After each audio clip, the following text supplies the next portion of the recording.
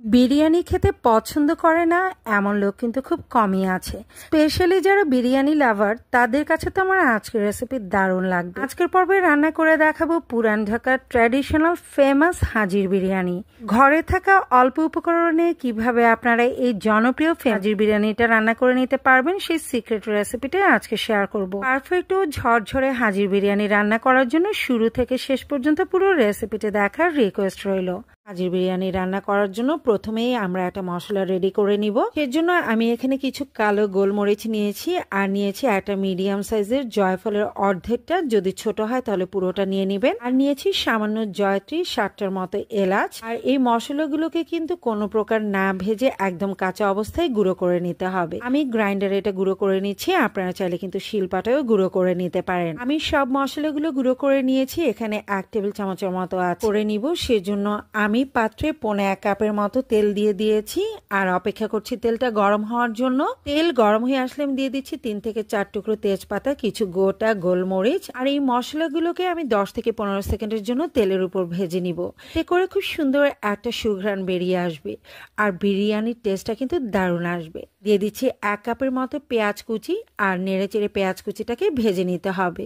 যখন পেঁয়াজের রংটা হালকা ব্রাউন কালার হয়ে আসবে তখন দিয়ে দিচ্ছি এতে 2 টেবিল চামচ পরিমাণে আদা বাটা, 2 টেবিল চামচ পরিমাণে রসুন বাটা। আদা রসুন দিয়ে কিছুটা সময় ভেজে নিতে হবে যাতে করে আদা রসুনের কাঁচা গন্ধটা থেকে না যায়। এবার আমি দিয়ে দিচ্ছি আগে থেকে ধুয়ে রাখা গরুর মাংস। এখানে 1 কেজি পরিমাণে গরুর মাংস রয়েছে আর এই মাংসগুলোকে আমি ছোট ছোট করে কেটে নিয়েছি। আর দিয়ে দিচ্ছি বেশ কিছু কাঁচামরিচ। আমি যেহেতু ছোট সাইজের কাঁচামরিচটা নিয়েছি, এগুলো কিন্তু বেশ ঝাল, তাই বুঝে কিন্তু দিবেন। আপনারা ঝালটা যেমন খেতে চান সে অনুযায়ী বুঝে অ্যাড করে নিলেই হবে। দিয়ে দিচ্ছি স্বাদ মতো লবণ। এবার আগে থেকে তৈরি করা সেই গরম মশলার গুঁড়োটা দিয়ে দিচ্ছি ভাজা জিরার গুঁড়ো 1 চা চামচ পরিমাণ। এবার নেড়ে চেড়ে মাংসটাকে ভেজে নিতে হবে আর কিছুক্ষণ পরপর কিন্তু উল্টে পাল্টে দিতে হবে। এভাবে বেশ কিছুটা সময় কিন্তু কষিয়ে নিতে হবে। আমি প্রায় 20 মিনিটের মতো কষিয়ে নিয়েছি। এবার দিয়ে দিব আমি পরিমাণ মতো পানি, যাতে করে মাংসগুলো ভালোভাবে সেদ্ধ হয়ে যায়। আপনারা যতটুকু প্রয়োজন সে অনুযায়ী বুঝে কিন্তু পানিটা অ্যাড করবেন। এবার ঢাকনা দিয়ে ঢেকে রান্না করব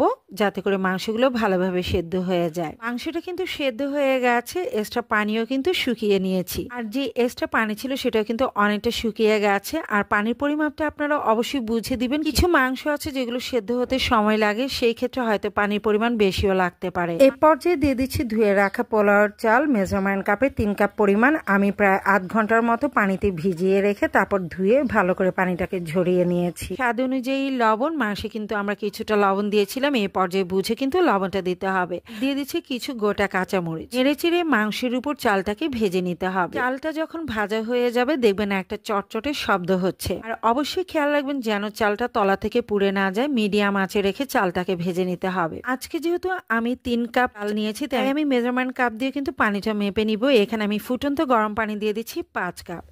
আমি 5 কাপ ফুটন্ত পানি দিচ্ছি কারণ বাকি 1 কাপ আমি দুধ ব্যবহার করব। আপনারা চাইলে এখানে তরল দুধটা ব্যবহার করতে পারেন, চাইলে কিন্তু গুঁড়ো দুধটা মিক্স করে ব্যবহার করতে পারেন। যতটুকু চাল নেবেন তার ডাবল দিতে হবে। দিয়ে দিচ্ছি 1 চা চামচ পরিমাণে টেস্টিং সল্ট। আপনারা একটু লবণটা পানিতে চেক করে দেখবেন, যদি দেখেন যে পানিতে লবণটা একদম ঠিক আছে তাহলে কিন্তু বিরিয়ানিতে ঠিক হবে না। অর্থাৎ পানিতে যেন লবণটা একটু কড়া হয় সেটা লক্ষ্য রাখবেন, তাহলে বিরিয়ানিতে লবণটা একদম পারফেক্ট হবে। অর্থাৎ আপনি যতটুকু খান পানিতে যেন এর চেয়ে একটু কড়া মনে হয়। এবার ঢাকনা দিয়ে ঢেকে আমি হাই হিটে রান্না করে নিব।